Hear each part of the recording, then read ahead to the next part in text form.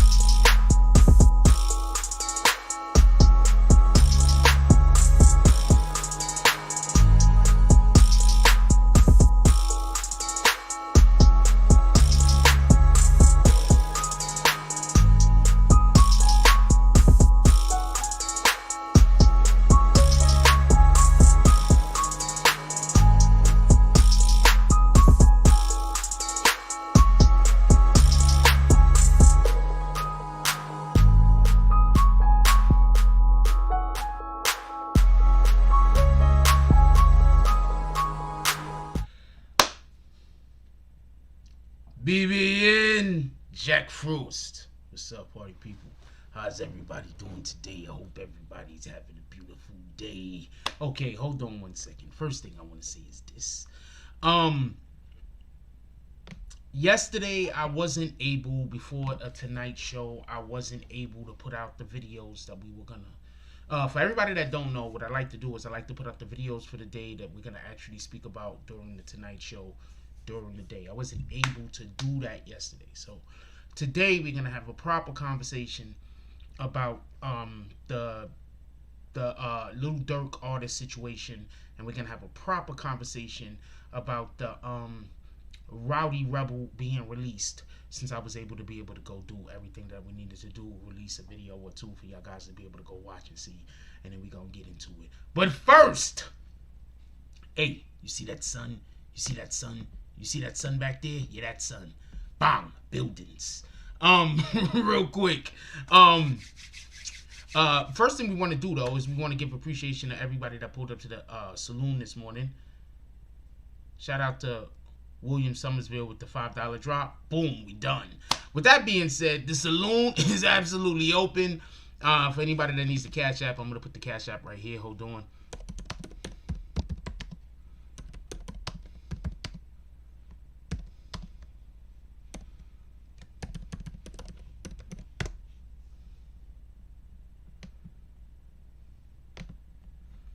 Boom. Let's do roll call real quick. What up, Jay Marvelous? How you doing today, my brother? He says BBN. Good evening. Salute, Jack.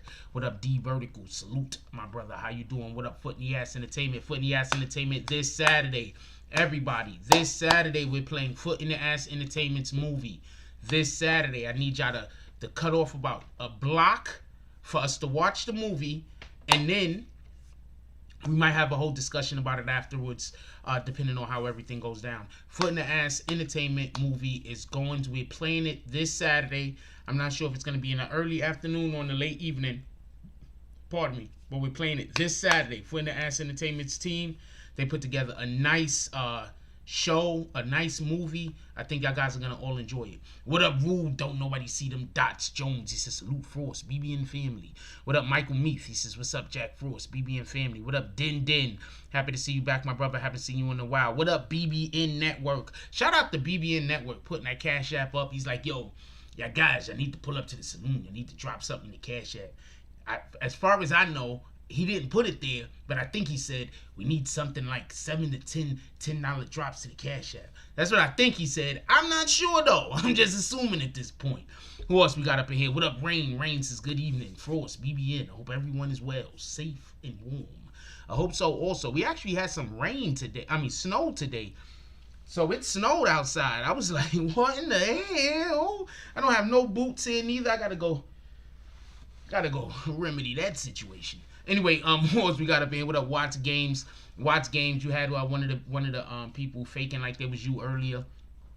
That's another reason why I don't When I see somebody come in and act uncharacteristic, I'm not gonna argue at them. When I see another YouTube content creator come in here and start talking crazy, I'm not gonna argue at them. I'm just gonna kick that account because it might be somebody else. You feel me?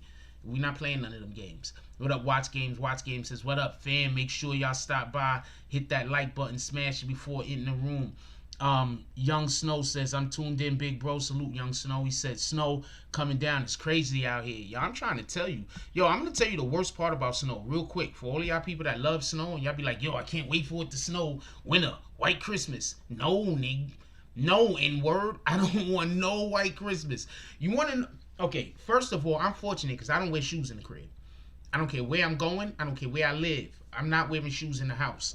I'm gonna have house shoes, or I'm gonna be walking around in my bare feet a lot. I'm telling you what it is. I'm not doing that. Let me explain to you one reason why I don't wear shoes in the house. You age them. Imagine how much walking around your crib you doing. Wear and tear on your shoes when you could have just put them up and put on some house shoes. That's one reason. Second reason is this. Imagine you go somewhere where you have to take your shoes off. And you so used to having your shoes on all day that the insides of your shoes smell terrible. Now what are you going to do? You gonna take them bitches off? You go to somebody's crib and shit. They like, yo, we just got some new carpets. You take your shoes off and shit, and then motherfuckers is like, wait, hold on, did anybody got Doritos? You know there's a problem, so we're not doing none of this. So I make sure that I don't smell bad in general. So not for nothing, I also don't generally wear clothes. Like if I'm inside, I generally don't wear clothes. I don't do it that often here because I got a big window right there that opens out and people can look inside if I got everything open. But I usually walk around with just boxes on or a pair of shorts or something. You feel me? No shirt, no nothing. Like, you need to let you need to let your body breathe. Your body shouldn't always be covered up. Just so you know. We got a couple more people that pulled up in here. What up, Steve Corey? Haven't seen you in a while. Hope everything is going well. What up, Flower Bloom? Okay. We got Mrs. Foot in the Ass Entertainment. She pulled up tonight. Salute, baby girl. Who else we got up in here? What up, Liberty Hazelton? Liberty Hazelton says, woo. And then he says, free toes. Yes. No free toes. Free toes.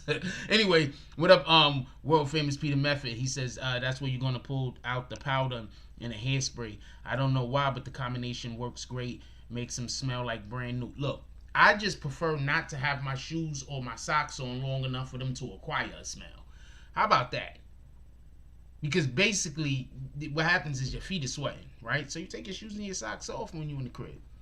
Feet not going to sweat. You solve the problem. And you're not going to put wear and tear on your shoes. So you solve that problem. Let's go. Oh, man. Well, we did not need to know that, Peter. That was some real shit. What up, Almond Brown? Okay. What up, Melville? How you doing? All right, so we're about to get into this conversation. I wasn't going to have this conversation tonight. I was going to put just Saloon. We was just going to, if y'all wanted to, do the Saloon tonight, right? And then I realized something. I realized that we have to bring the snitching series back. We're going to be bringing the snitching series back soon. For everybody that don't know, the snitching series will be back soon. I'm going to explain why real quick.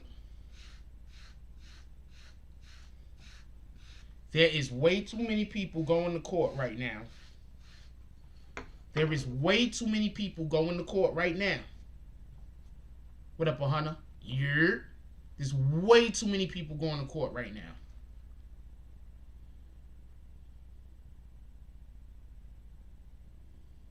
Nah, you good, world famous. That was a good joke. What are you talking about?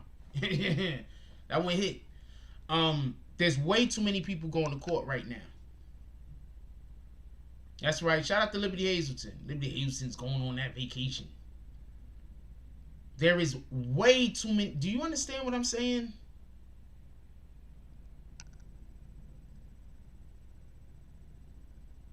I don't think people understand what I'm saying. You think... I'm going to tell you right now what one of the snitching series is going to revolve around. I'm going to tell you right now.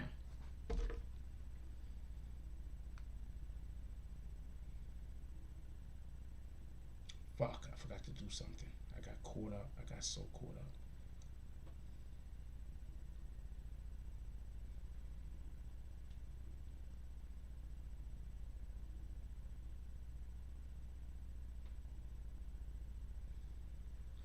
I'm gonna tell you right now, one of the things that the snitching in series is gonna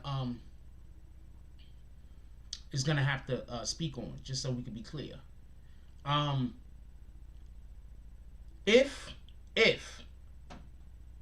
If what we heard about how the government is going to be using Casanova 2 times DMs, yeah,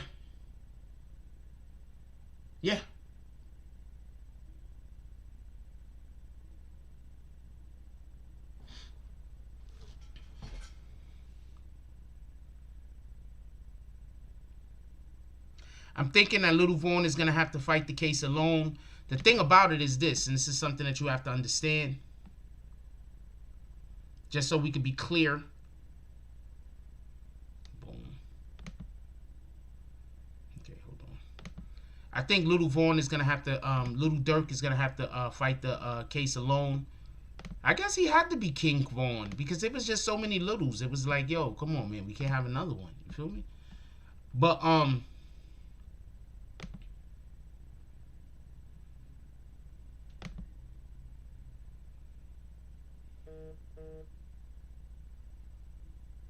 God dang it, the Knicks is getting smoked. There was gonna have to be now, just so we could be like 100% trans. Pardon me. Just what was your question? Yeah, he's gonna be fighting it alone, and 9 times out of 10, and I'm not trying to be funny or nothing like that, but 9 times out of 10, what's gonna happen is, just so we can be clear, if his, I'm just saying what it is. I'm just 100% saying what it is. I want to see if Lil Durk's attorney blames King Vaughn.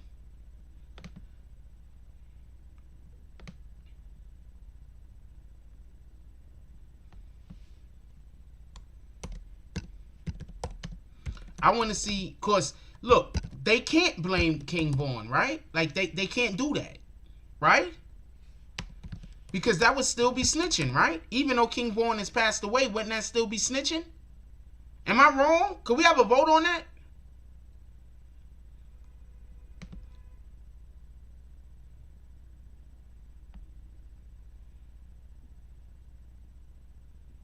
Could we have a vote on that? A vote real quick. I'm curious.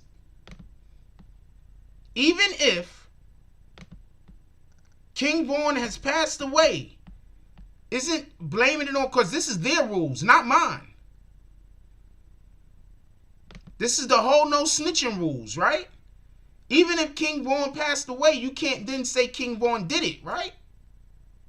I mean, these guys is on camera, by the way. They're literally on camera. Whatever happened is on camera. I'm not saying what happened. Whatever it is that happened, the government is saying that they have it on camera. Just so we could be clear.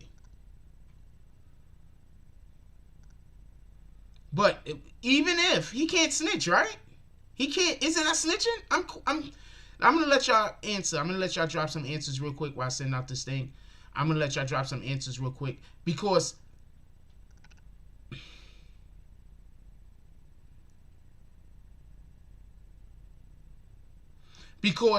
as far as I could tell, these guys say any telling at all is bad. Nobody could ever tell on anybody. Nobody could ever blame anybody, right? So that means that he can't go in there, even though King Vaughn is dead, even though King Vaughn passed away, he can't go and say that King Vaughn did it, right? And if he does do that, then that's snitching, right?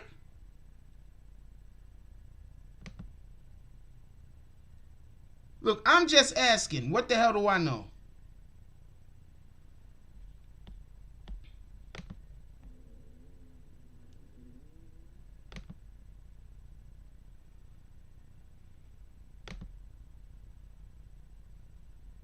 What up, Bree Powell? The sniper.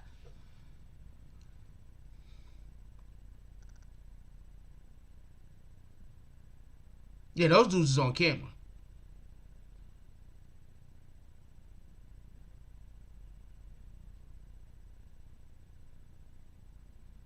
They can't say nothing, right? So I want to see, personally, I just want to see how they handle the case, not for nothing.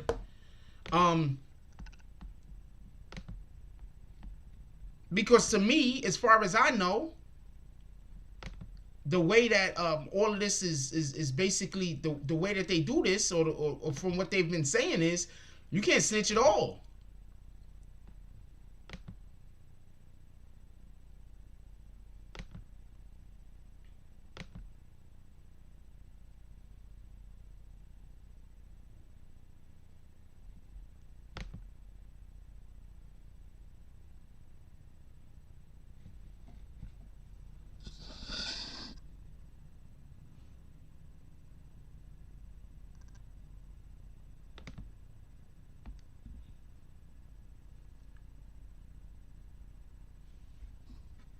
Thank you, Rue Jones. That's what I'm assuming. Durk with a U, by the way, Durk. Durk can't say that. Put that on Vaughn. Yo, could we hit those likes, please?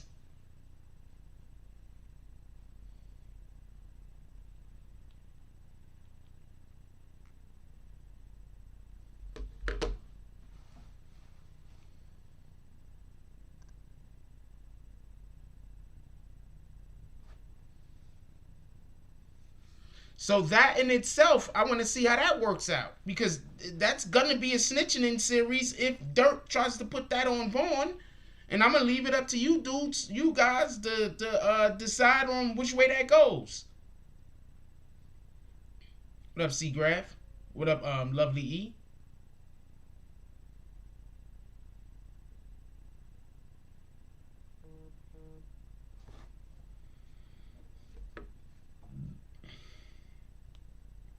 Shout out to Liberty Hazelton, $5 drop.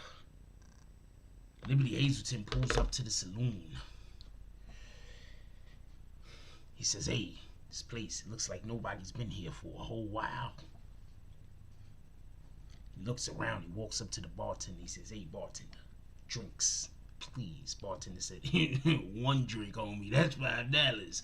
He gives Liberty Hazelton his drink. Liberty Hazelton walks over to BBN West, the smoking section. He starts taking the chairs off the table. He starts looking around and rolling it up in some doobies.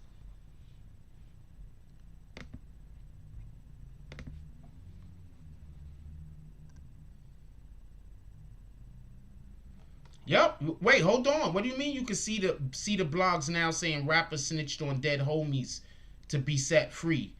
That is what he would have been doing if he does this, right? Hold on. How would that not be what he's doing? Just so we can be clear. If he does this, how is that not what he's doing? Please explain that to me. No disrespect, but please explain that to me.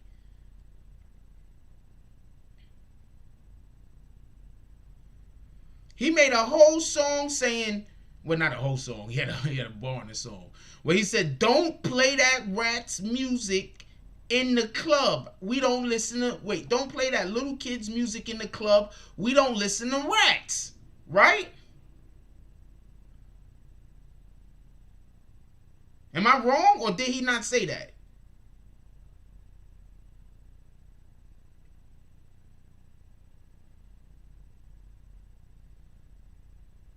Because homeboy is alive, by the way. Homeboy that got shot, he alive. For everybody that don't know.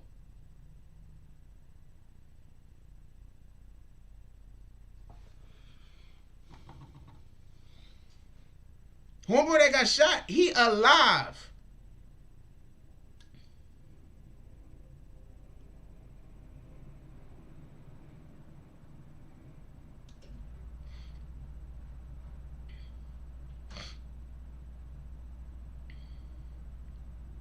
So no, Durk and his lawyer can't put this on King Vaughn.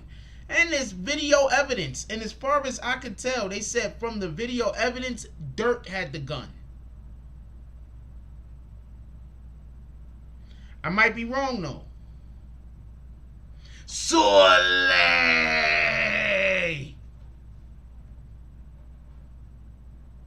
Bree Powell said it's always the one with the dirty hands pointing the fingers. Boom. The sniper. How you feeling, Bree? Hopefully better. So that's what I want to know. I want to know. Because look, check this out.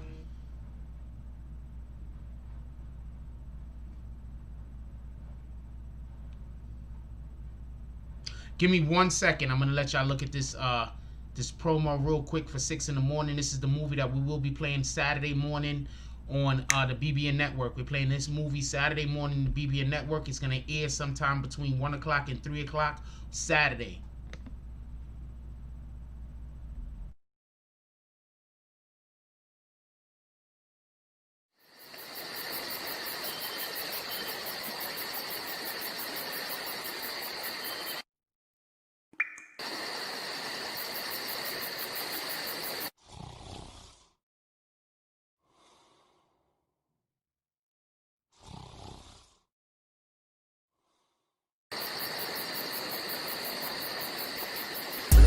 I be on my grind. At 6 in the morning. It be on my mind. At 6 in the morning. That's why I keep that pine. At 6 in the morning. When I'm on that grind. At 6 in the morning. I be on my grind. At 6 in the morning. It be on my mind. At 6 in the morning. That's why I keep that pine. That's why I keep that when I'm on that grind. When I'm 6 in the morning. I get it and go. Call that a fast break. Young cash cow and all I eat is steak. The pill game been booming, you fuck boys late. Your whole team ribs touching, you the only one ain't. You hang around some real niggas, you the only one ain't. If I fuck with you, my word good as the bank.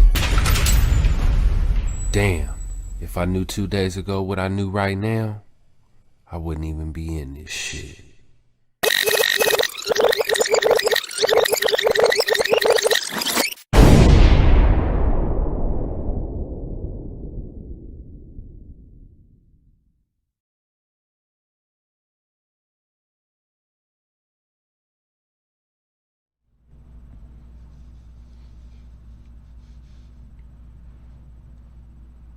Wow. Eric Mack says, sorry to hear about this, Eric Mack. He says, pray for me. A good friend of mine was killed in an accident Sunday. I just found out today. Lost 2 friends in 3 weeks and many this year. I'm definitely sorry to hear about that, Eric Mack. Definitely my condolences. Could we get some flowers and prayers in the chat for Eric Mack, please?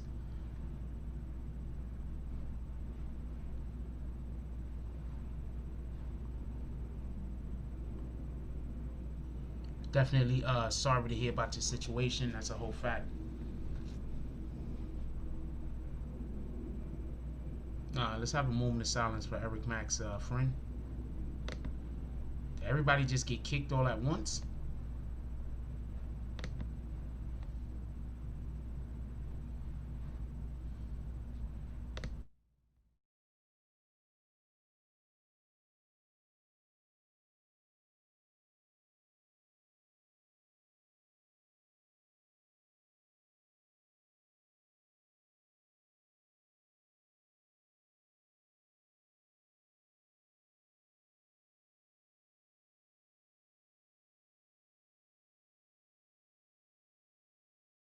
Once again, extremely sorry to hear about your loss. Definitely prayers go out to all of his loved ones and supporters.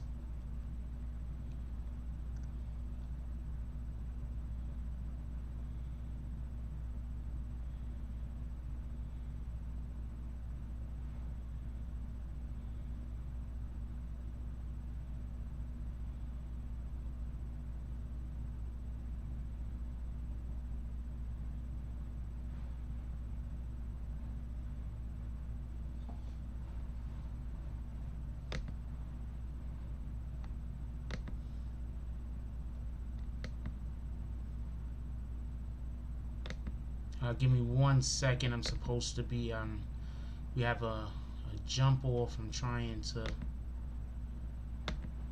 get into, hold on.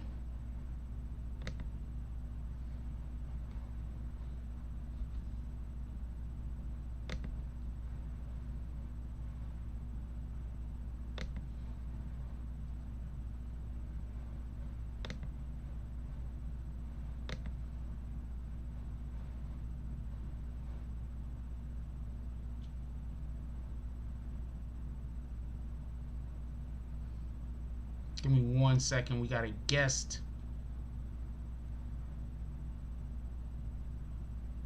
So I go through browser.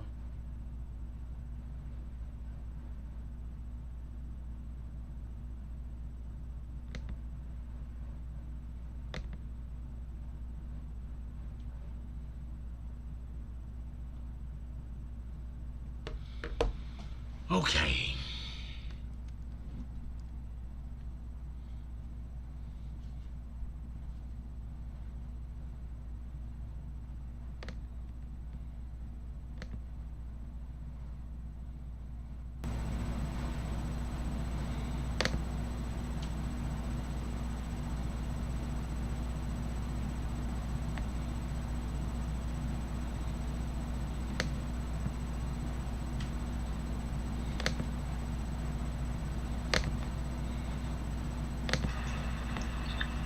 What's up, my brother? What's going on, brother? How you doing? Chilling. Hold on. Give me 1 second. I'm gonna put you over so we could all be on the screen.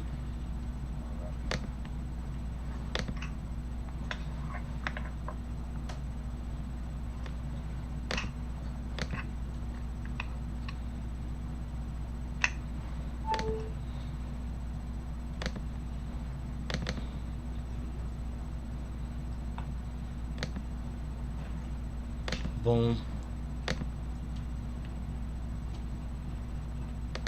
There we go. Everybody can see you now, my brother. All right, dope. Hey, what's up? And for everybody that don't know, today we are having Hollywood Pompeii. He's as you can see by the chain, nice glowing chain. As you can see.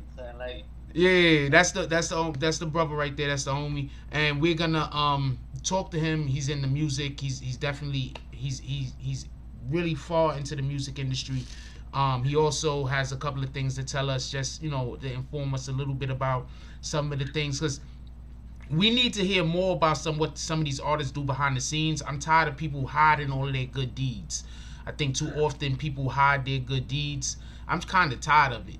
So we want to know a little bit about how before we even go anywhere, I want to know a little bit how Casanova helped out you and some of the artists. Well, not you so much, but some of the artists that he decided to sign. Yeah. Well, I mean, I'm not gonna leave out how Cass helped me out. Like Boom. Casanova definitely helped. Yeah, he helped me out a lot tremendously, man. I met Casanova about 3.5 years ago at an I'll Be Out concert backstage, and he was very inviting. Cass is one of them dudes where if he feels your energy and he feels that you're a genuine dude, he gonna point you in the right direction and put you around the right people. So we clicked that day. After that, we did a little bit of business, and he gave me an opportunity to sell his brand, work with his brand, be around the right people, and it changed my life, because when people saw that I was as close as I was to Cass, that I was in those rooms with him at his studio, hotels, backstage, all this stuff. Needless to say, that they were like, damn, yo, this dude, he's around Cass, he's a plug. So Cass gave me a huge opportunity to make money off the 2X brand, to make money off of his brand, and that then kind of propelled my situation. People were like, oh, all right, Hollywood really around certain people. So other celebrities and other A-listers were like, yo, Hollywood, whatever you're doing with Cass over there, come over here, like, let's work. So he definitely opened the door for me, and at the same time, he allowed me to bring talent his way, and he allowed me to introduce him to people that he would then later on change their life. One of those people is GBM Baby G. For those of you who don't know, Baby G got a single out with Casanova. It's called 9 Ward, number 9, WARD. And this kid comes out of the slums of New Orleans. I'm telling you, like, the worst neighborhood in New Orleans. And now he lives in Atlanta. And a lot of his clout, a lot of his fame came from Casanova, co-signing him and stamping him and coming all the way from New York all the way down here to New Orleans. He changed that kid's life. He changed that kid's life overnight. And these are the things that a lot of people don't see. They see Gangsta Cash, Punch You in the Face, Knock Your Teeth Out. You know what I mean? All them songs, all that foolery that was going on with 6ix9ine and everything. But the truth is, Cass is indeed a family man. You know what I mean? Like, I watch him put his family first, do the right things by his family. I watch him take care of all his homies. Like, I've only known him for 3.5 years. I could imagine all the good things people got to say about him that have been rocking with him for like 10, 15, 20 years. You know what I mean? So, and the one thing that I witnessed firsthand is that he changes people's lives and he don't leave people out the equation. There's been a couple times that I brought a bag over to Cass. I was like, yo, Cass, look, I got a tour set up for you over here, or I got some features set up for you over here. And when the cash hit his hand, he made sure everybody in that room got a piece of that cash, regardless if they were involved in the situation or not. I don't watch them be like, yo, here, look, hold that. Yo, here, look, hold that. I don't watch him take his jewelry off and put it on other people's necks, so that way when we go to certain places or we're in certain situations, they're not looking at this person less than they would look at Cass. I don't watch Casanova take his phone, his own cell phone, his personal cell phone, go on his live and hand it over to people and be like, here, jump on my live, tell them who you are, tell them where you be. You know what I mean? Like, Cass introduced me to Ugly God. This is stuff that he didn't have to do. He had a huge video with Ugly God and Deuce from QC, and he calls us up. He's like, yo, bro, look, if y'all can get over here, y'all VIP, y'all are gonna meet everybody. The one thing Cass won't do is he's not gonna carry the weight for you, but he's gonna give you the opportunity. Every door that he's in is gonna be open for you. You just gotta get to that door and cross through that door. And everything he said he was gonna do for me, everything he said he was gonna do for Baby G, he did it. You know what I mean? Even down to lending us his Instagram platform and, you know, promoting us on Instagram and all that stuff as well. Okay, that's some real shit, for real. Yeah, Cass is a real dude. Not everybody putting themselves out there like that and assisting others. That's a fact. Yep. Let everybody know about who Baby G is real quick before we find a little bit more about you. Yeah, Baby G is he signed to 2X. I manage Baby G. Baby G is, if not one of the dopest, youngest, newest artists coming out of New Orleans right now. Like I said, he got the single 9 award with Casanova. That's on Casanova's YouTube channel. That's another thing Casanova did for us. Casanova put that record on his channel. The kid is fire, man. Listen, words can't explain how dope this kid is. Just check out his last 2 tapes. He got a tape called 9 for 9, and he got a tape called Non-Stop. I promise you, there's not gonna be a song that you want to skip. He got that real down south New Orleans, Baton Rouge sound with like a swagger that I've never seen before. I can't even say a down south swag or a up north swag. Like, the kid is original. He got his own style, his own, you know, he's dope. Y'all need to check him out, man, for real. Copy. Okay. Let us know a little bit more about Hollywood Pompeii. We would like to know more about you, my brother. So, you know, I'm just a connect, man. I just connect the dots. I put people in the right situations. I find myself always being in the right situations. And that's really it. You know, I've been doing what I do for about 5 years now. Cass is not the only person who has helped me the way I've been helped by him.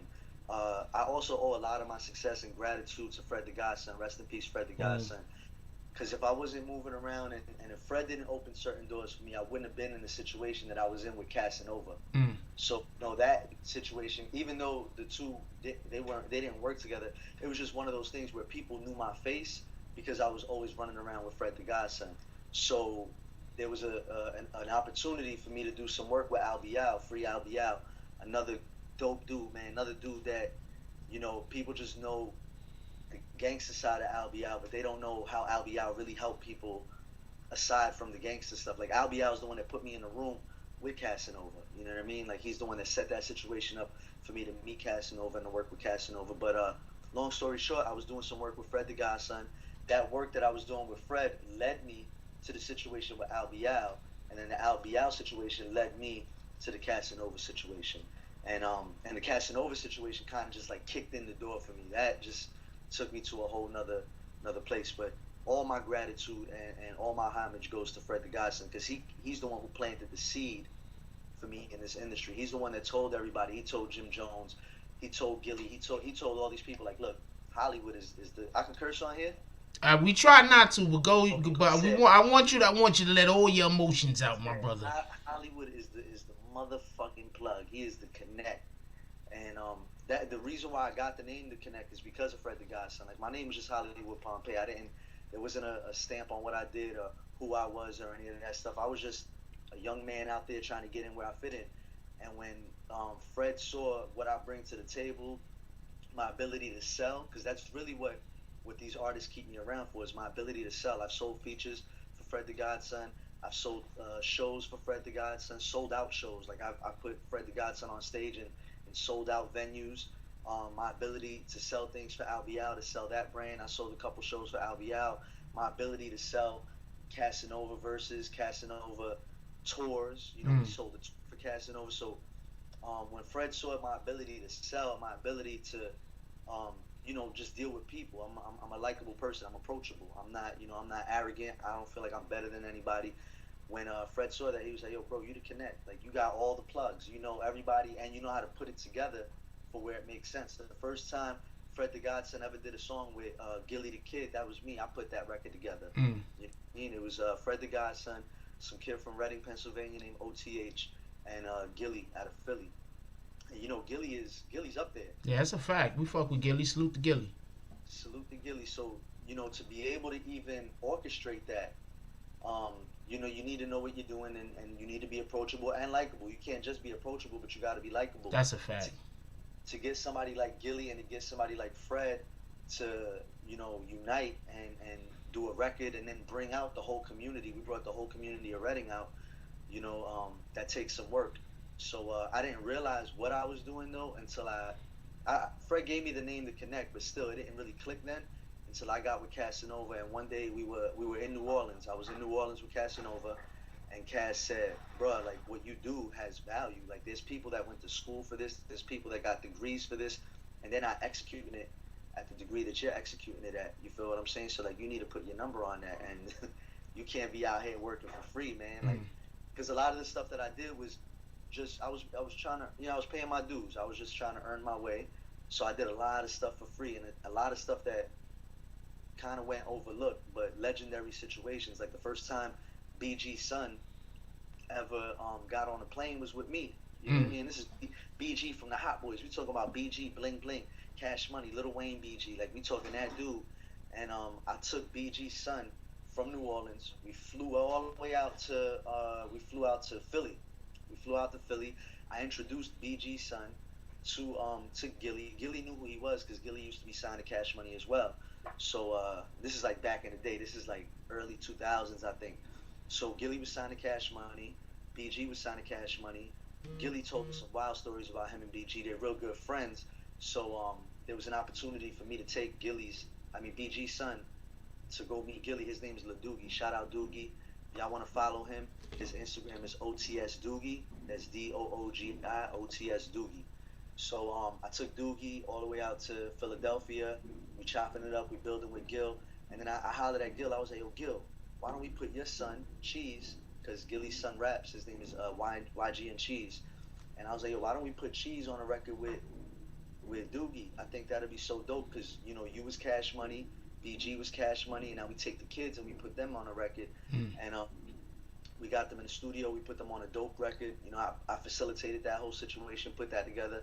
And there's a video out on YouTube. Y'all can check out that video with BG's son and with Gilly's son. It's called Philanoia. Okay. Yeah, Philadelphia and Yeah. I get it. So y'all check out. All y'all gotta do is just type in Doogie TSY and Cheese, and it'll pop up. They got a hard brand over there too. That whole mac and cheese brand that they got over there. Yeah, so the It's mac hard. and cheese brand, that's both of Gilly's sons. So Gilly got another son. His name is Mac, and then his other son is Cheese. Shout out to Mac and Cheese. That's super dope. Yeah. You know?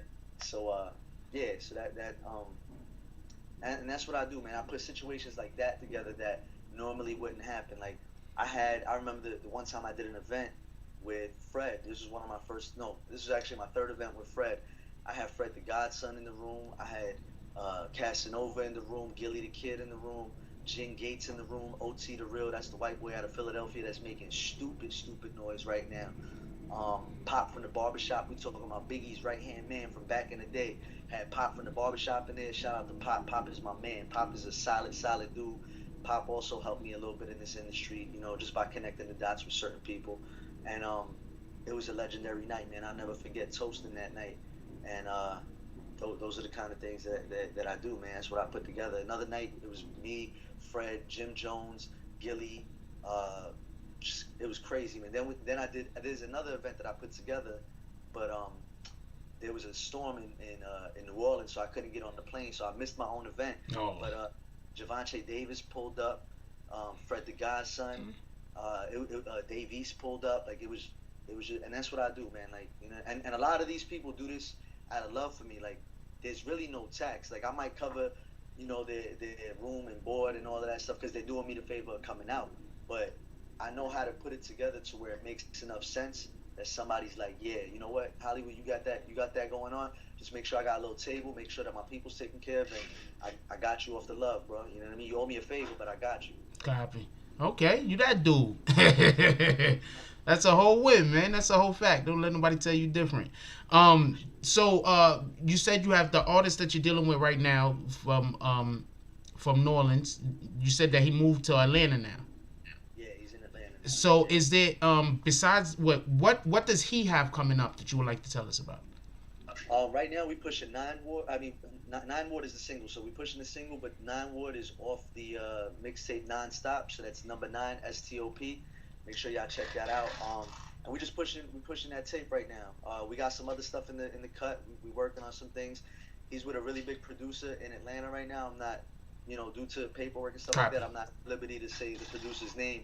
But like I said, his life changed. He's in a different place. His life changed. So shout out to him. Shout out my man Baby G. If you're watching this, you know what I mean? Much love. What do you have planned in the future for yourself?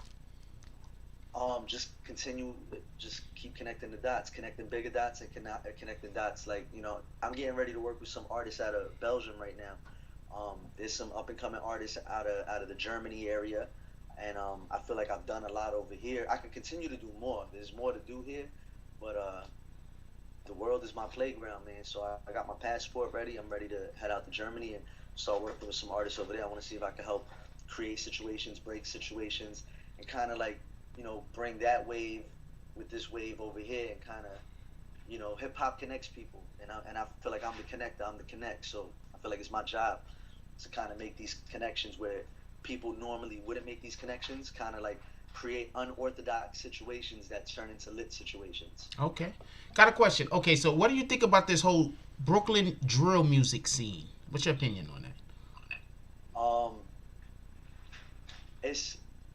I like it. And then I dislike it. I feel like I love that Brooklyn is actually getting back in the limelight, like how we used to do. What was the saying Jay-Z said? Jay-Z said, Harlem make it, Brooklyn take it. And you know, but Brooklyn has always kind of had that dark stigma. So it's dope for the music. It's dope that, you know, these young men are getting an opportunity to make some money.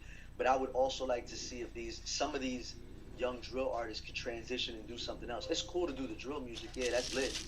But I feel like if they want to get some I feel like some of them drill artists, some of them young Brooklyn drill artists, there is potential for longevity if they start playing with other things. And they don't gotta forget where they're from. They could go back to the drill. But I would just love to see them, you know, jump in some other lanes or whatever the case is. I think it's great for the music, great for their pockets, but it's kind of hindering the culture in a way as well, because, you know, there's a lot, you know, we keep dying out here, you know what I mean? And we always saying, yo, you know, it's the police, or it's the white man, or it's this, or it's that. Sometimes it's us.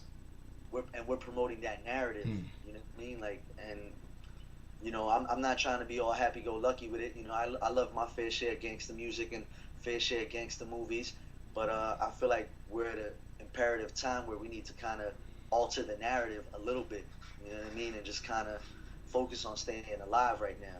So just because I'm asking a question, are you curious? Because I'm saying just what it sounds like you're saying is that drill music is cool. It's nothing wrong with that. There's a time and place. but also let's have other music also, like a little bit more what we would consider, because I don't personally consider drill music hip hop. People could argue with me all they want about that, but I consider drill music to be in its own lane. I think that hip hop drill music artists should also put out a little bit more hip hop art music, or something a little bit more commercial. They don't have to go like overboard with it, but something maybe a little bit more commercial and a little bit more appealing family wise. Absolutely. Like, if you want to be a rapper, then continue to rap. If you want to be an artist, you see the term artist gets used so loosely. Like, you know, if you're just doing drill rap, then you're a rapper. If you're just doing hip hop, you're a rapper. If you're playing if you're just doing R&B, you're a singer. If you're playing with different things, that makes you an artist. Okay. And I could be wrong. I'm just saying that's my take on it. That's my perspective on it. I'm agree with you, by the way. Let's go. I appreciate that. You look at Drake. Drake has done drill music. Drake put out drill music. Drake also put out records like Hotline Bling. Drake also got some R&B records. He got some Caribbean records. He got some Spanish records. And nobody feels like he's doing too much. And his bank account will state that he's not. That's a fact. Yeah, Drake is there. Even Jim Jones, man. Jim Jones was one of my favorite rappers growing up. But I've even watched Jim Jones step into different lanes. You know, first it was all that hardcore, you know, East Side blood music or whatever the case is. Then you watch him drop things like Summer in Miami, and you watch him, you know, like he changed the narrative. He switched it up a little bit. So I feel like you'll get more longevity out of the game. I'm not shitting on any drill artists. I just want to see these young dudes make more money. I just want to see them make more money. And yeah, you can make money in that lane, but you're capping yourself. You know what I mean? Like a baseball player who only tries to hit home runs. You're gonna hit a ton of home runs, but your average is probably gonna be pretty low. Right. Or a sneaker store that only sells Nikes. Like, boom. Yeah, you could only sell Nikes, but if you got a little Reebok in there, a little bit of Fila, a little bit of everything, you can make more than what you would make by just selling the Nikes. You know what I mean? Like, you're making more money now. Okay. Because you have a variety of different things to pick from. But I do say this, so whatever you start off doing, continue to do that until you get the buzz. Because you can't just jump in the game doing a million things. You got to build your core base first. So for you drill artists that are out there, continue to drill shit until you've reached that brick wall where you feel like you can't do anything else anymore. Then it's time for you to change the narrative. And also remember that you guys are a platform for the people. You know what I mean? So respectfully, you know, contribute to the culture. Okay, yeah, I agree with you. I don't think you said anything wrong, by the way. If anybody wanted to ask me my opinion, all right. So just of course, I'm curious. I know that you also shoot music videos and things and such like that, right? Yeah. Direct music videos. Have you ever thought about directing anything like up higher than that? Yeah, I'm actually working on a script right now with BG's son Doogie. Me and Doogie, we're working on a web series right now. Can't tell anybody exactly what it is because the ink's not dry, but it's gonna be so dope. I'll just say this: we're bringing an old classic back to life. We're taking something that has been done before and kind of got overlooked, and we're revamping it and we're bringing it back to life. There's also another short film that I'm available, by the way. I just want to just throw that out there. Keep going.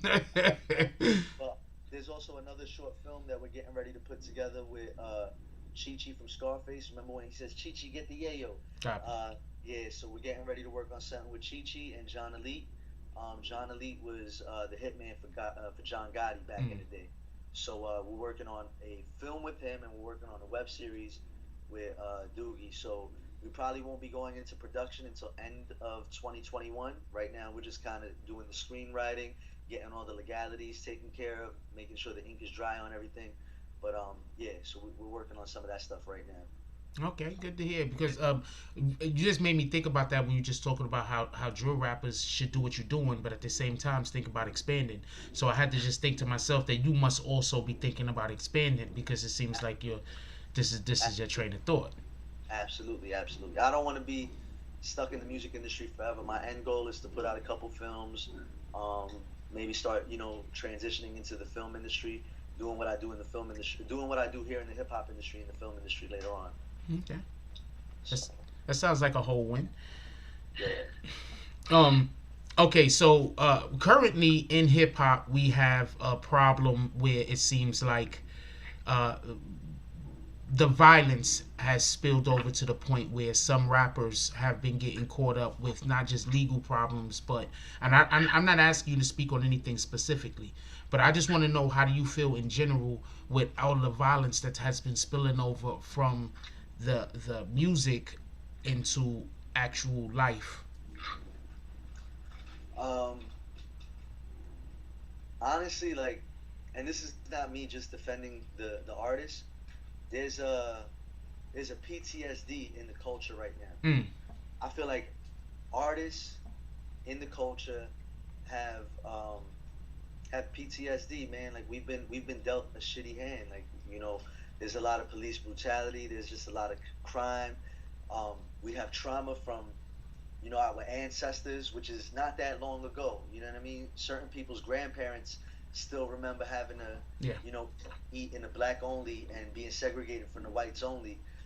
Certain people's grandparents witnessed Martin Luther King getting shot. You know what I mean? Certain people's grandparents, and even I speak for myself. I'm not even gonna speak just on our ancestors, but I remember going to school in Dyker Heights, Brooklyn. It was an all white neighborhood.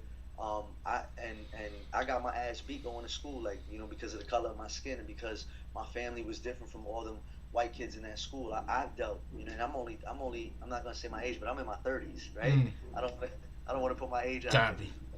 I'm in my 30s, so in the 90s, I remember going to school and me having to deal with racism. You know what I mean? In the 90s, going into the 2000s, and I'm talking about physically dealing with it. So I could just imagine what a lot of these other kids have gone through as well, or witnessed what their parents have gone through, and they don't know how to channel that energy. They don't know how to channel that anger. They don't know who to point the finger at. So whoever gets on their nerves, that's who got to deal with all of that. Mm. You know what I mean? So I feel like it's coming from a place of trauma, and it's not necessarily like us directly being ignorant and saying, well, I'm gonna go kill that king over there, or you know what, I don't like this king, the way this king is doing things over here. This king is doing. I don't think it's necessarily that. I don't think that we're just born into, hating each other. I just feel like there's a trauma there that's not being spoken about or not being nurtured and nourished, and we just act out by any means that we have of acting out. I feel like it's more of a cry for help subconsciously. I got a question then. Yeah. Basically around what you just spoke. Okay, so I have a belief that a lot of this comes from the slave mentality. So that's why when you said what you said about our ancestors and everything, it actually resonated with me. I think a lot of this has to do with the slave mentality, and a lot of us are breaking generational curses in our families also. And I think some of the generational curses revolve around the belief that we are holding so tightly to patterns of behavior that we should let go. And I think that sometimes those patterns of behavior is affecting our children in a manner, and they're not old enough. Like, even our children that's 14, 15, 16, 17, 18 years old, they haven't lived enough of their life outside and with their own responsibility to be able to understand some of the emotions that they're feeling.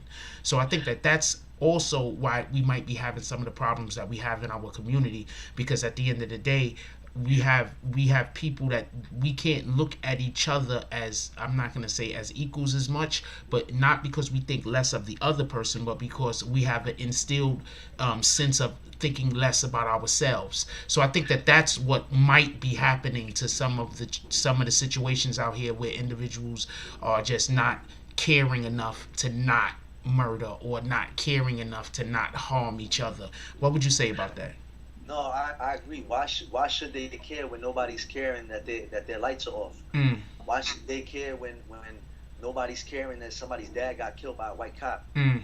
Why should they care when some of their fathers are wrongfully incarcerated and some of them are doing life just because of the color of their skin? Somebody had to pay the piper for it. So why should they care?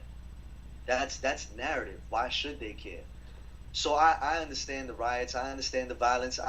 Listen, I even understand the senseless, killing for no. I get it. I get it. I understand it. There's a term for it. Postal. You feel what I'm saying? Yeah. So, but when it happens in Columbine, or when it happens in white America, then that's They make sure to get to the root of why it happened. Us, we're just savages. The narrative needs to change. They need to start treating these kids like the white kids from Columbine. Wait, all right, hold up. You're wrong. You broke the law. Yeah, you're gonna pay. But let's figure out why this is going on, so that it doesn't happen again with somebody else. I agree. But no, I agree with everything that you've just said. But I want to add one caveat to that also. I think that when we have people who are currently locked up and in prison, and people who are currently going in, they have to go to, I hope Coca-Cola paid you for that shit, and people who are currently going and people who are currently going to court for situations. And I think that every single person that gets accused of a murder needs to have a psych evaluation. I think that every single person, everyone, I think that that's a problem that we have in our community, where, like you said, when somebody goes and does this shit at Columbine, when somebody goes and they does this shit at one of these schools, and let's say what it is, when a white kid shoots up white America, he has a mental health disorder. But when a black man gets into an argument with another black man, thing goes crazy, then all of a sudden someone ends up dead, he's a savage. So I want to, and the narrative's black on black crime. I've never not once seen a white on white hashtag, white on white crime. I haven't seen it. And these kids is going up, shooting schools, pipe bombs, killing people in movie theaters, all kinds of wild stuff. But they don't give it that tag the way they put black on black crime. Yeah, but we have to fight against that. We have to say that we're not accepting this any further, because in reality it's a crime of convenience. If you take 100,000 people and you put them in a small little area where only about 10,000 people should be living in the first damn place, then everybody's fighting over resources. So these are crimes of convenience, and these are because you're putting people in small little places and there's not enough resources. There's not enough of this, there's not enough of that. So therefore we have to fight over whatever the thing is that's there. That real quick, so and this is a fucking fact, we all know who Larry Davis is. Absolutely. Okay, so I'm about to talk some real shit. I'm from the Bronx. All right, so I know people that knew him, and I went to school with his niece. All right, so when I tell you that in the Bronx they have police officers that was putting drugs on the street and selling, and you have these police officers right here that got their dealers over there, and you got those police officers right there that got their dealers over there. Now those police officers got those dealers fighting each other over territory. Now, exactly, over territory. Larry Davis was a hitter. They used to get Larry Davis. I'm telling you this because I'm telling you this. I'm pretty sure you already know this, so this is just a conversation we having. They used to get Larry Davis and to go do hits and then take the drugs, rob drug dealers, all of this and this and this and that, right? Whatever the case might be. What I'm saying is that they still have that same type of situations going on, not that way. Like the police don't now own drug dealers and telling drug dealers to do things. I'm not saying it like that. But what I'm saying is, what they're doing is they're putting they're sprinkling a little bit of resources in our neighborhoods, like jobs. Right? Because if you go to the Bronx, you got 1 million buildings going up. Right. Who's gonna live there? There's no jobs in the Bronx. Right. Oh, you know who's gonna live there. Exactly. But the point is not people from the Bronx. Boom. So the point in which I'm trying to make, and this is why I'm saying what you were saying was just hitting nail on the head, is this. We have to first decide that we're not going to allow for them to speak about black on black crime, because white people commit crimes against white people more than black people commit crimes against black people. It's just that they aren't sent to jail the same way that we're sent to jail. I agree. Yeah, so that's basically like, because I'm upset over that. Like the whole Larry Davis thing, like that really pisses me off. I think I have a whole Larry Davis video on the channel somewhere. But that whole situation, I lived over there, like, you know, over there where they was at Webster 180th. I lived up the block. You understand what I'm saying? So I lived over there. I got fam that was into what he was into. You get what I'm saying? So when I say all that, I'm saying all that to say this. one of the first things that we need to do to solve our problem is vote for local officials. Everybody's worried about voting for the president. He could, whatever, I don't care. Vote for your local officials. If you take care of your local officials, then that means that we have somebody that we see every day, that we could speak to, that we could talk to, that we know, because your local officials have to live in your neighborhood, for everybody that don't know. So you have somebody that who you could pull up on them and be like, not with violence, please. But you could pull up on them and be like, yo, look, the block down there over there, this over there, we got these problems over here. Like, what are you doing? You need us to vote for you. Your time is ticking. We need you to do something about that shit to yesterday. And then that's what we need to start doing. We need to start pressing our local officials, because we need to start teaching these kids that rap and sports ain't the only way out. That's a fact.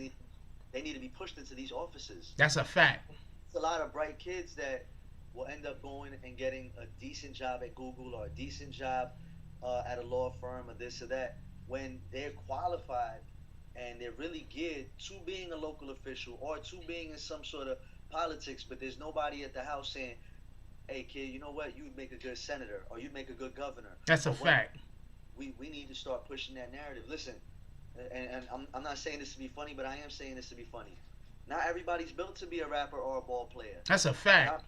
I've been seeing so many. There's little fat kids in New York right now. There's little fat kids in Alabama. There's little fat. Listen, bro, I'm sorry. Basketball might not be for you. It's just not in your genes. But you know what? You could change some motherfucking lives if you become the senator of where.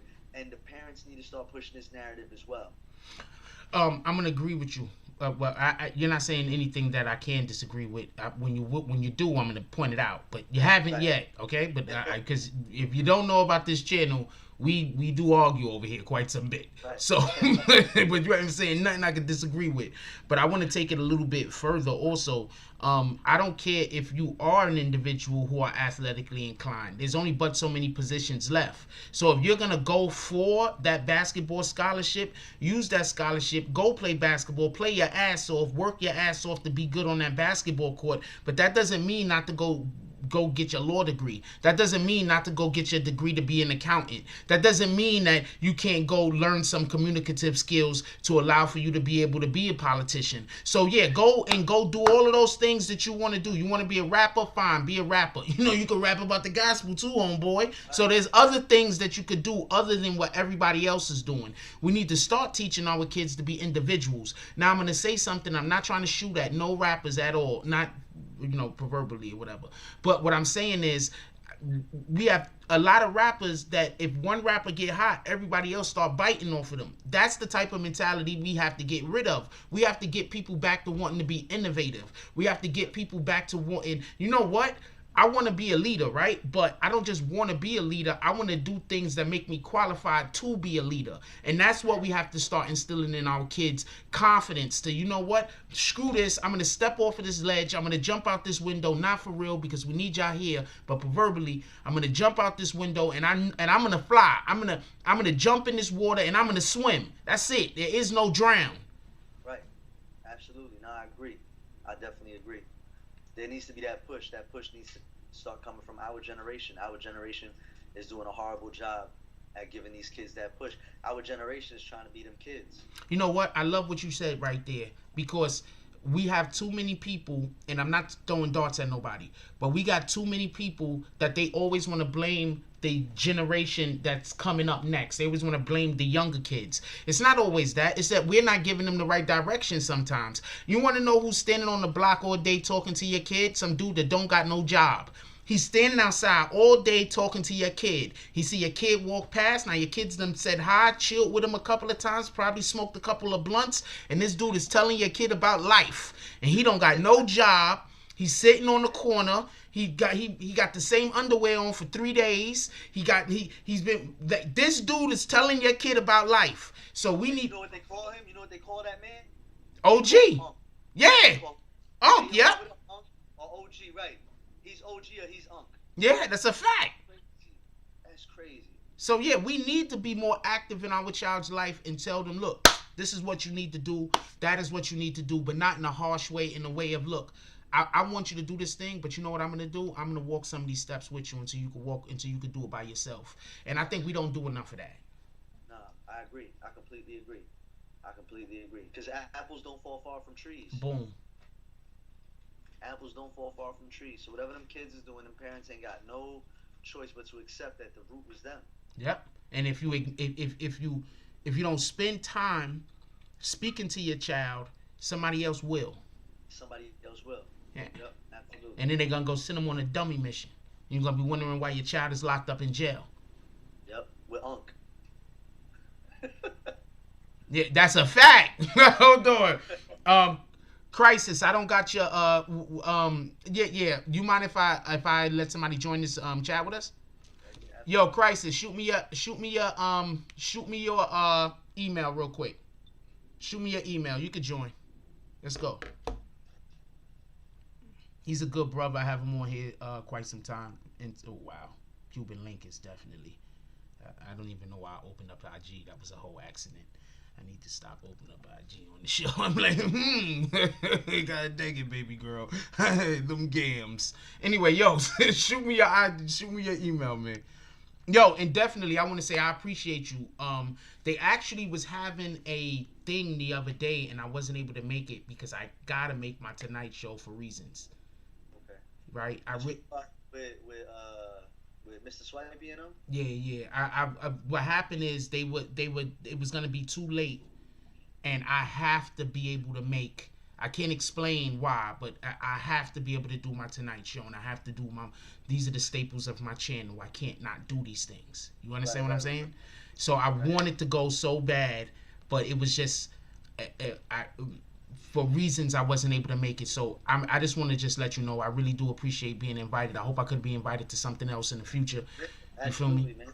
Yeah, whatever we got going on, man. Good press is, you know what I mean? Like press is important. You know what I mean? And the fact that you're providing a press platform for our community, we need more of that, man. We need more of that. So anytime I got anything going on, man, you're more than welcome to pull up.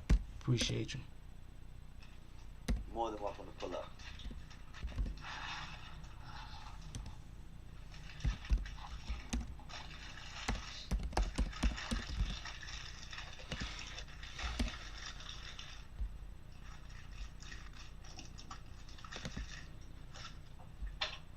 Boom.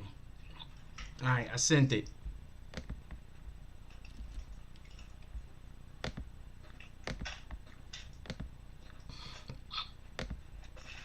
There we go. Also, y'all can do drops if y'all want to do drops. I think y'all so busy listening to the conversation, y'all not even thinking about it. People, this is definitely one of the better conversations I've had in a while. I'm very happy we're gonna have. We got the Inferno Chef. He makes infused food products. Oh, dope. That's dope. Okay, he's one of the people that helps sponsor this show. Yeah, I should be able to get with him in 65 days.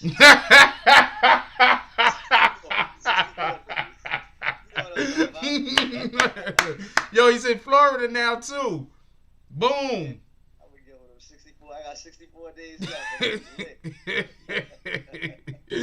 Oh man, yo, where you at? Inferno, let me know when you up in here so I know to go get you out of the jump off. That guy's funny.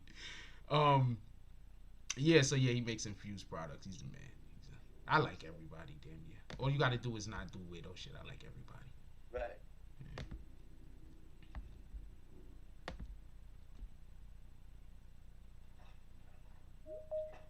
There we go. Hold on now. I gotta find the button. Admit. Boom.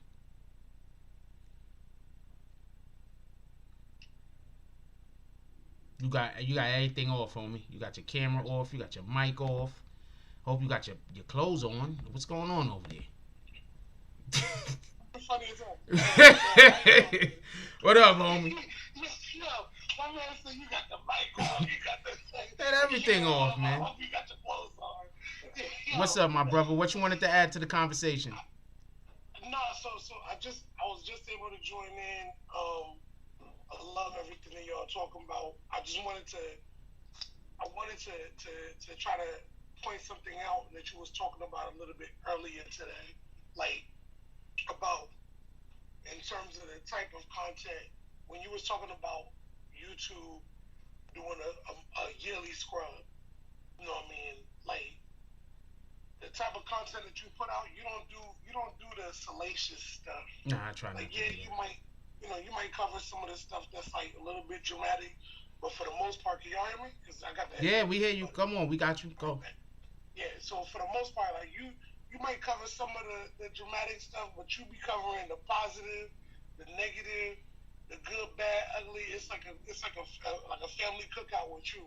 Appreciate You know you. what I'm saying? Whereas a lot of people, they come with just one end of the spectrum, whether it's the good or the bad. Like I'm not gonna lie, like Frost, you kind of messed me up when you told me, when you was not telling me, but I feel like, because when you do your show, it feels like you're talking to the individual. Let's go. Not for nothing though, but yeah, like when you mentioned that the reason why we don't really hear the positive music is because it's not being projected. Yeah, it's not being pushed. That's a fact. But I want to expand that though. It's not just the music. It's everything black. So you're saying, hold on, just so we can be clear, what you're trying to say is whenever it comes to our community, they don't allow the positive aspects of it to come out. They make sure that we're constantly being fed negativity. Let me bring up a TV show for everybody on the chat. There was a TV show that was on UPN with Flex Matthews and Homeboys in Outer Space? Skylar Pratt. Oh, Kylie Pratt! Oh, I know. She's a cutie. Yes, keep going. Check it. No, but check it. He was a single black father Yep. raising a daughter. Remember what the narrative is though in the world. The narrative in the world is that we don't take care of our kids. That's a fact. We're not around them. But that show got no press. No press. That's a fact. But it was also on UPN though. Like those guys, they didn't get. There was a lot of good shows on UPN that didn't get the funding and that they dropped early. That showed. You remember what the hood what's it called? What they used to call UPN? What UPN used to be called in the hood? Before UPN, I don't remember, but my homeboy was just talking about that before I called in. They used to say UPN stood for underpaid Negroes. Wow. No, stop. By the way, hey, Wow, I did not know that. Bury me in the ocean. Listen, Right. When you start talking about the shows that was on UPN, the positive shows, they weren't getting the press or the push that they should have been getting. Them shows on UPN. What was the one? I think the one that you talking about. What was the name of that show? I think it was called like One of Us or Two of Us, something like. I don't even remember. Yeah, Two of Us. I think that's the name of it. I think the name of it was Two of Us. Keep going. I remember that show. Keep going. Ended up becoming like a teen and moving out to Cali or something like that. Yeah, so it was Flex Matthews and then his daughter. But the thing is like. Flex Alexander. Keep going. One-on-one. My bad. I keep saying Flex Matthews. Flex Alexander. No, you're right. It was one-on-one. There we go. One-on-one. Boom. One-on-one. So here's the thing though. The problem with shows like that is what it did is similar to like what they tried to undo for Bill Cosby. Because like a lot of us who grew up in single parent homes, we was raised in a Cosby show. Facts. I ain't gonna front. I compared my first button-up shirt to a Gordon Cottrell. You know what I'm saying? Like straight up. You know what I'm saying? But the thing is that the way they try to tear that man down was almost like, look at, this is what y'all wanted to be. This is what y'all wanted to be like. Right. Now check this out. Here's what people don't talk about though. This dude used to donate millions to the Penn Relays in Philadelphia because he used to run track when he was in college. There's mad college students who got scholarships because of that. Okay. One, I'm 100 with that. That's dope. That's what. Don't get confused. But I want to explain something. What he did by creating a show that helped raise kids like myself, who didn't have anybody around to be able to. False, I done heard you like 13 times say that shit. Yeah, before. I can't even That's how I know. explain. Like, I'm getting fucked up over here, to be honest with you. But I can't even explain how much I appreciate Bill Cosby for doing that. I don't know what happened with the situation while he's in prison right now, but to me, I know Bill Cosby hate could happen this way, because I wouldn't be able to be I wouldn't have half of the sense that I have right now if not for the Cosby Show. That's a whole fact, and I appreciate that show.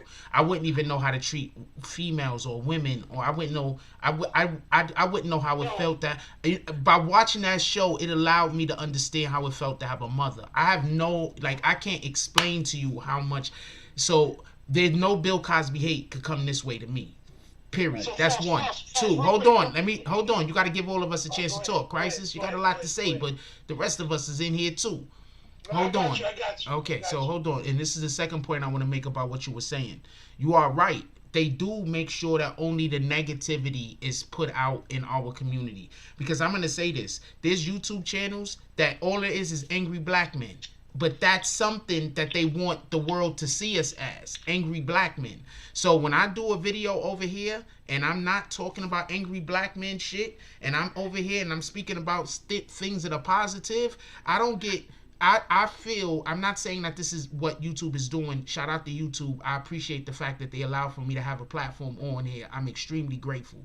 But I feel like I don't get the same visibility like some of these channels that all they do is get on and they want to argue with one. But they dubbing them, but they get on and they want to project negative black image. You understand what I'm saying? Who's that black dude that always talk about his problem with black women? We're not gonna say his name. We're not gonna say. I know okay, exactly but you know what I'm talking about, right? Yeah. Exactly. Yeah. He's always dissing black women and all that bullshit. And, hold on. All that BS. Hold on, but this is the thing. This is the thing. A lot of the things that he say don't be incorrect. It's how he's saying it. Like a lot of these people, a lot of the times these people are doing some weirdo ass shit. And it should be like, yo, look, this person is doing this thing. But we have to get away from demonizing stuff that people do and instructing them on the right way to do it. Like when your child does something wrong, if you stand there yelling at your child, you're not helping the situation. You need to then instruct your child how to do the thing the appropriate way. This is how we need for you to be. All right. This is gonna, I'm telling you, when you get older, you're gonna understand. I need for you to be, need for you to be this way. But if you stand there and you yelling at the child and you're demonizing the action and you're not giving it context, that's like your child doing something and you just whooping your child and your child don't even know what they did wrong. How you gonna correct the behavior? That's why some of y'all got dogs that stay pissing in the house. Boom! I'm telling you. No, I got you, but real quick. So for both of you, let me ask you a question. When y'all was, I'm talking about kids, like 7 to 8 years old. Do y'all remember having that one relative who all they ever did was just bash you for what you did wrong? Like, why y'all do this? Blah, blah, blah, blah, blah. They don't never say nothing other than what you did wrong, right? Yeah. They want to whip you. Said it was the one that was raising us too. Boom. Okay. So check it though. So check it. That person, when you became an adult, has no right to tell you about how to raise somebody. That's a fact. You know what I mean? And I'm gonna tell you why. Because that person won't admit that they were scarred already when they were raising you. That's a fact. And because they won't admit that they were scarred already when they were raising you, they'll never admit that they raised you in a manner that they probably wouldn't have wanted to be raised themselves. But because that's all they knew, nobody can teach you more than what they know. Well, you know what I'm saying? Well, hold on. See, this is the issue. That all goes back to the slave mentality. Right. You understand what I'm saying? All of that goes back to the slave mentality. Because what was happening on the slave plantations was when the child did something that they knew the parent got fearful and got scared that child was going to get punished by the master. So the parent would have to then punish the child so that the master don't punish the child. You understand what I'm saying? Right. So that all goes back to that. That's why whenever people say, well, I was raised with the belt and this and this and that. No, you see, the Bible says, spare the rod, rot the child. So we are supposed to discipline our children, and sometimes that discipline should be a physical corporal punishment, but that's not what's happening in a lot of these households. What's happening in a lot of these households is just overall abuse. A lot of parents is just feeling like nobody can stop me from hitting my child. There's nobody around to watch, nobody to stop them or prevent them from abusing that child, so therefore they just take privileges and they're just scarring that child for life. And the reason why they're scarring that child is because of what you just said. said, because they're scarred and they're damaged themselves. That's why it's very, very important for us to understand who we are as a person. And when you want to discipline your child, first take a step back and make sure that you're not angry. Never discipline your child while you're angry. Make sure that you take a step back. You recognize exactly how you're feeling at that moment. If you can't recognize how you're feeling at that moment, that means that all you're going to do is you're going to push all of that perceived hate, because when you're upset and you're disciplining your child is looking at you like you hate them. You understand? So you're going to be pushing all of that perceived hate at your child. You don't want to do that. So take a step back. You go sit in your room. When I figure out what I'm gonna do with you, then I'm gonna come tell you. Boom. You understand what I'm saying? You never know. Your child might then understand that they made, what the actual problem is. They might work it out themselves, and they might come back to you and apologize in the right manner. So therefore, you've just accidentally parented extremely well, because what you want the child to do is recognize the behavior and to stop it. Real quick, Frost, because I want to bring Hollywood Pompeii back into this. By the way, that chain is dope as shit, brother. Appreciate you, man. Thank you. Dope as shit. So I want to bring Hollywood Pompeii back into this, and I want to start off by asking the entire chat: thumbs up or not even thumbs down? Thumbs up or hands open? Were you raised with the belt? Or were you raised? Which one is which, nigga? That's the thumbs up and the hand. That's the same thing. It was you raised with the. Okay, hold on. What's the two things you want to ask them? Either you're raised with the belt or you were raised with a conversation. Okay. Was you raised with understanding, or were you raised with discipline? Okay, yeah, you're right. So let's see what the chat says with that. Because the reason why all of this is gonna tie in to the whole hip hop. What's your opinion on this, Pompey? I was raised pretty aggressively, but I was just having this conversation with my brother yesterday. Me and my brother got into a heated argument yesterday, and my brother was dealing with some stuff. It's funny that you mentioned that, because me and my brother were just dealing with this last night, and I told my brother, I said he wanted to go out and hurt somebody or hurt something. And I said, as a man, we need to change that narrative, bro. Like, if you feel like you want to hurt that person 3 days from now, by all means, go hurt that person. But give yourself 3 days to sit down. Don't work off of emotion. Sit down, let it marinate, see where you're at. Count your blessings first. Count your blessings. Go back home to your family. If it in any way, shape, or form affects your relationship with your family, if it's going to continue to affect what you're doing as a man, if it's gonna hinder anything in your life 3 days from now, go whoop that person's ass. But can you please say that again for the people? Because I don't know because that's Jay-Z level. That's Jay-Z level. That's Jay-Z level game he's just giving everybody. Please repeat that. So what happened was, my brother was upset with an individual, and my brother left his house. He stormed out his crib. He's on FaceTime with me. He's getting ready to put hands and feet on somebody. And I told him, I said, bro, you got a family at home. You got a wife at home. You got beautiful kids at home. Is this situation that you about to go handle, is this going to affect your family in any type of way? What you need to do is step back, take 3 days off from everything. Take 3 days off, let it marinate, go through the emotions. Don't act off emotion. Go through the emotion. Don't act on emotion. And when you finally cool down and you're laughing at life and everything is good, ask yourself, because this is the thing, sometimes you have to put hands and feet on somebody. That's a fact. But you gotta analyze the situation. So take 3 days to separate yourself from everything and ask yourself these questions right here. Is this situation gonna hinder my life? Is it gonna affect my family? And is it gonna affect me? If it's not gonna affect you in any type of way, if it's not gonna affect your family, and it's not gonna put a hindrance on your life, then that person doesn't deserve any type of real estate in your mind. If it's gonna affect your family constantly moving forward, if it's gonna hinder your life, and if it's gonna affect you, then by any means necessary, like Malcolm X said, you need to take care of that situation. Facts. So Hollywood, I got a question for you, just real quick. Yeah. Do you feel like I don't like the word, I don't like absolutes, so I'm not gonna use the word all. But do you feel like there are some artists out here who maybe their heart is too much on their sleeve? I think so, and that has to do with this recent trend within the last decade of being real. You know, back when this whole hip hop thing first started, you could be an actor. You didn't have to be who you said you was in this music. It was entertainment. Vin Diesel is not the dude from Triple X in real life. That's a fact. He probably doesn't even know how to ride a skateboard. Wesley Snipes is not out there killing vampires every day. That's a fact. That's a fact. They probably wouldn't have been able to put him in jail. And it's Right. entertainment.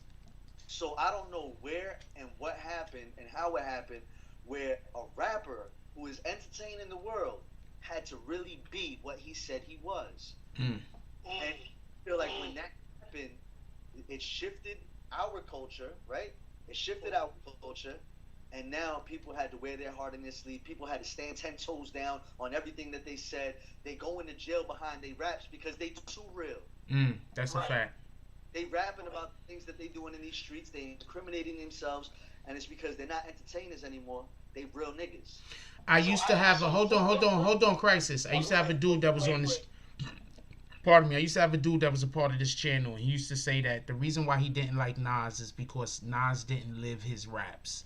He only liked rappers that rapped about stuff that they really did in the street, and he only liked gangster rappers. So he only like. So I used to say to him, so you only like rappers that self-snitch in their songs? That don't make sense. Man, I was just gonna say that.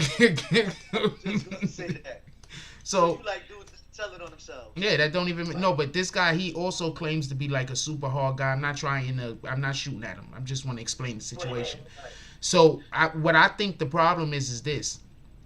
I remember growing up and hearing Dana Dane talking about nightmares of the night. I didn't think that he was really having nightmares at home. I just thought that was a dope ass song. You understand what I'm saying? So I'm agreeing with what you're saying. I remember when they dropped Self-Destruction.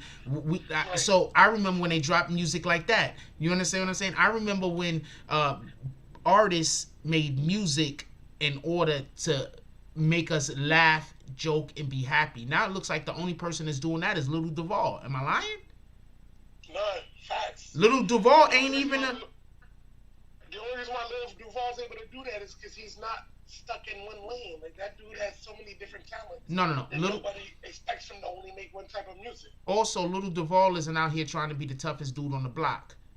True. Facts. Y'all gotta check out another artist out of Miami named Chaotic 305. I work with Chaotic 305, and man, the music that he's putting out, this is a dude who's been through real situations. He's been on the last 3 seasons of Love and Hip Hop. Shout out my man Chaotic, good friend of mine. But Chaotic is shifting the narrative as well. He has been in trouble with the law. He did his fair share of gangster rap. So like, I think there's a difference between venting and telling your story, and then just being one of them real dudes that stand on everything.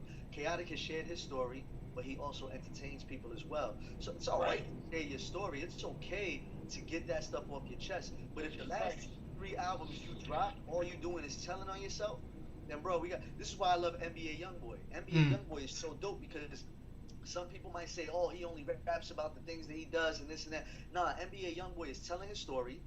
He's telling his story. And then he has other music as well. NBA Youngboy is a well-rounded artist. You feel what I'm saying? Like, NBA, who else? Man, there's a couple young dudes that I feel Young Blue. Young Blue is so dope. Young Blue is so fire. And a lot of these people get into the game telling their story because that's what they know. But when they're in there, they make that shift that we were talking about early on into an artist. And they start, demonstrating the artistry. So it's all right to share your story. It's cool to share your story. I feel like Bobby Shmurda was getting ready to make that transition as well. Bobby Shmurda was turning into an artist. He started doing other records. He stopped telling on himself, right? He stopped glorifying this thing. And it's okay to go back and remind people where you come from because that is your story. That is fine. But for him, it was too late, though, because by the time he stopped doing that... Well, that one song already had them screwed. But I want to say this also, just so we can add on to this. One of the best rap artists of all time, hip-hop artists of all time is Jay-Z. That's hands down. That's not a question. Right. People forget Jay-Z made songs like Change Clothes. Like, people forget that he made songs like that. Like, but think about that. You want to know why that just resonated with me? Think about that. He's not just talking about changing clothes, though. He's talking about changing, becoming a different person, elevating. You feel me? So that's something that we need to start doing. We need to start understanding that, like what Hollywood said earlier. You got people who are drill rappers. That's dope. Keep doing your drill rap until you make it, until you pop. But at the end of the day, there's going to come a point where you're going to have to make some kind of transition in order for you to increase your longevity. But that is what you were saying, right? I don't want to put words in your mouth. Absolutely. And you know who I want to bring up in this conversation as well, that I think is a good example of they didn't change the narrative, which is why they're still glorified because they changed the industry, but you don't hear anything new from them and you don't see them in the limelight as much, is Chief Keef Sosa. Boom. How did I know you was going to say him? Hey, listen. The problem with Chief Keef is he stayed the same. Homage to Chief Keef, though, because he changed the game. Chief Keef is the king. He's daddy to this drill stuff. That's a fact. Right. But he didn't change, though. But he didn't change. And there's not a lot of... So he's always going to be respected as the pioneer. But anybody that came after Chief Keef, you can't even... Like, I'm talking about during that same era, and that stood in that lane, you don't even know their name. You remember Chief Keef because he's daddy of that situation. He is daddy, hands down. He started it. He invented it. He changed the world. But anybody that came right after him kind of got stuck in that bubble because they didn't do anything else with the music. So it's either you're the originator, or if you're not the originator, like Chief Keef was, and you pop off this thing, you got to go somewhere else with it. That's a fact. That's a fact. So Faust, you and then Hollywood, answer this one question for me. Do y'all feel like, because what Hollywood brought up earlier was a 100% fact. You even hear it in Tupac's own words on the Resurrection DVD. He said, I didn't have to tell my story, I had to tell a story. That's what it was back in the day. Right. So let me ask you a question. Do you feel like the 5 and 10, 5 times platinum and the diamond platinum, which is 10 times platinum, do you think that might have actually ruined hip hop because it started making that put hip hop in squarely in the suburban vortex? Okay, once again, hold on, just so we can be clear. You talking about hip hop music, or you talking about rap music, or you talking about hip hop in general? I'm talking about rap. Well, let me use rap because I don't like. To me, hip hop is too broad. Okay, let me use rap. Like, let's say rap.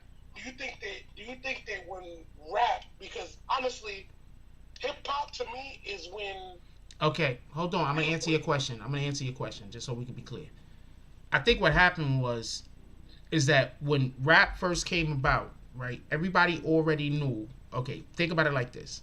Hip-hop has always been demonized, especially in the 80s. It was extremely demonized. People said it's only going to last a couple of years, right? The dancing looked crazy. The clothes is crazy. None of this is going to stick around, right? But now, if you look at every single aspect of anything that happens on the planet right now, it has some type of reflection of hip-hop. So that's the first thing that I want to say. The second thing I want to say is this. As far as with everything going diamond and everything, what happened was in the beginning, they didn't think hip-hop was going to be anything. So a lot of what other people were pushing, I don't want to say, a lot of what the machine was pushing was anything that was contradictory, anything that was contrary, anything that was against hip-hop. So if you really look at music and just fashion in the 80s, one of the things that in the 80s was big was women with no butts. Am I lying? Right. No, that's not a lie. Right? At all. Look at Rosie Perez and do the right thing. Okay, Yeah. so women with no butts, right? That was big in the 80s. Another thing that was big in the 80s was the super broad, like you wearing the shoulder pads, right? So all of this was things in order, because not for nothing, I don't want to get off topic, but I believe that the reason why the shoulder pads and stuff like that worked is because people was trying to look bigger than they actually was, because for whatever the reason was, so they could look more intimidating, because hip hop was a very intimidating sound. It was a very intimidating culture. When you go to a rap concert, everybody's piled up on top of each other. They got a circle with nobody in it. You got some people doing weirdo shit in the middle. And people that, if you don't know what you looking at, you might get scared. So the point of which I'm trying to make is this. in the beginning, they were trying to destroy hip hop. They weren't able to destroy hip hop. What do you do when you can't destroy something? You assimilate it. You assimilate it. Exactly. Oh my God, this is why I rock with songs. Okay, so yo, I need all of y'all to do a job just for that statement right there. Can you please say that shit again, please? For the, whenever for you the, can't for the destroy. people in the back who use the word perpetuate. Yeah, we was roasting that chick the other day. Shout out to her. Say When that again for the people who use that word when out of context. whenever. And And I just want to add a caveat. I want to add a caveat, and we're specifically talking about people who are in control, the people who have the power. When they can't destroy something, they assimilate it. Period.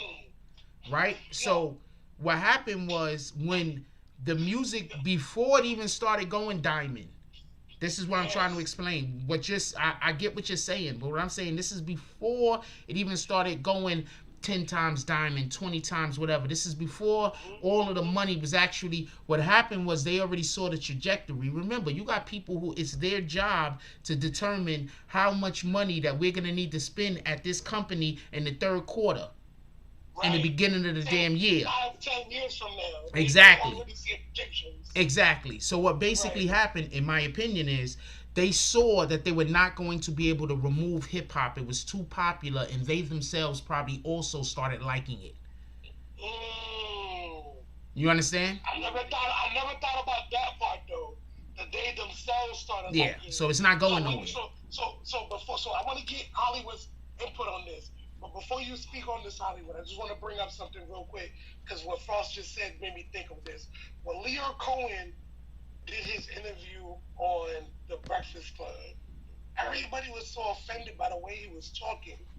But do you think that maybe the way he was talking was because he's been in this so long that he saw the trajectory, and he himself was shaping the trajectory? They all were. Why you think? So look. So like you were saying about, they see the projection 5 years down the line. Why are people buying old masters? Why did Universal just buy all of Lil Wayne's masters to old music that we all heard already? Why did they buy the masters for $100 million? Now, Frost, tell everybody what you said earlier. Hold on, let him finish. Because the shit's still gonna make money 10 years from now. 20 years from now, 30 years from now. 30 years from now. It's going to make way more than $100 million. So they're still even buying up the old masters. Facts. That's a fact. They don't even care about the new shit. The new shit's going to make money 20 years from now. We make money off of this music from 20 years ago. That's a fact. Do you think these young dudes are acting out because they feel like this is the only way they can get this bread going forward? Because right now, we live in a show-me culture. Okay, so hold on. First of all, we had a lot of individuals very tragically pass away in the music industry this year through gun violence, through violence in general, right?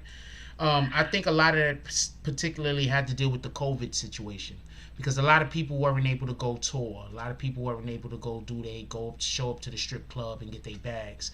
So what happened was you have a lot of individuals that now their money got short. And when people money gets short, they start getting desperate. If you got an individual that they have they need to make let's say they got to make $70,000 a month in order to be able to keep their lifestyle up, and now they're making $30,000 a month. We looking at them like, dude, you still getting bread, but they looking at the rest of the world like, I got bills that I need to pay. I got these people over here that do a service for me that I'm feeding that family. And I'm not saying it like because they're doing things bad. I'm just saying just in general. We don't know how many families some of these artists is feeding. And then what happens when they don't pay the bill and the house gets taken or the car gets Boom. taken? TMZ all over it. TMZ all over it. That's a fact.